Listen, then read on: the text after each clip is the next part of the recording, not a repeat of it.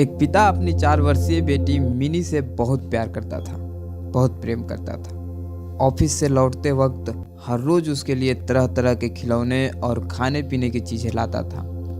बेटी भी अपने पिता से बहुत लगाव रखती थी और हमेशा अपनी तोतलाती आवाज में पापा पापा कहकर पुकारती रहती थी।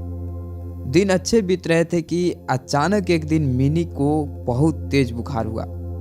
सभी घबरा गए।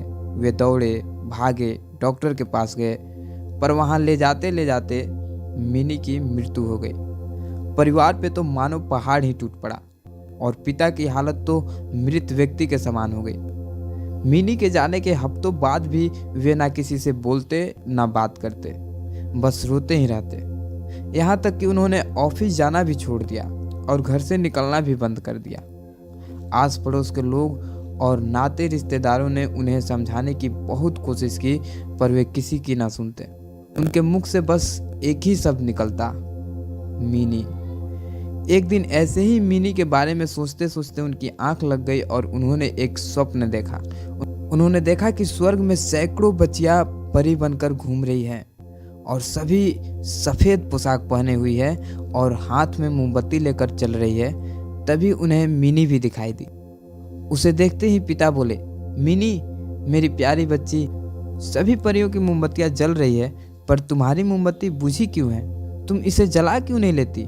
मिनी बोली, पापा मैं तो बार बार मोमबत्ती जलाने की प्रयास कर रही हूँ, बार बार मोमबत्ती जलाती हूँ, पर आप इतना रोते हो कि आंसुओं से मेरी मोमबत्ती बुझ जाती है। ये सुनते ही पिता की नींद टूट गई।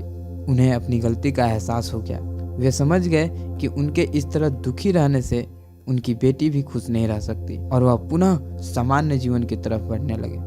दोस्तों, किसी करीबी के जाने का गम शब्दों में बयान नहीं किया जा सकता, पर कहीं ना कहीं अपने आप को मजबूत करना होता है, अपनी जिम्मेदारियों को निभाना होता है और शायद ऐसा करना ही मरने वाले की आत्मा को शांति देता है। इसमें कोई संदेह नहीं कि जो हमसे प्रेम करते हैं वो हमें खुशी देखना चाहते हैं अपने जाने के बाद भी। तो दोस्तों, ये कहानी आपको कैसी लगी कमेंट बॉक्स में ज़रूर बताएं।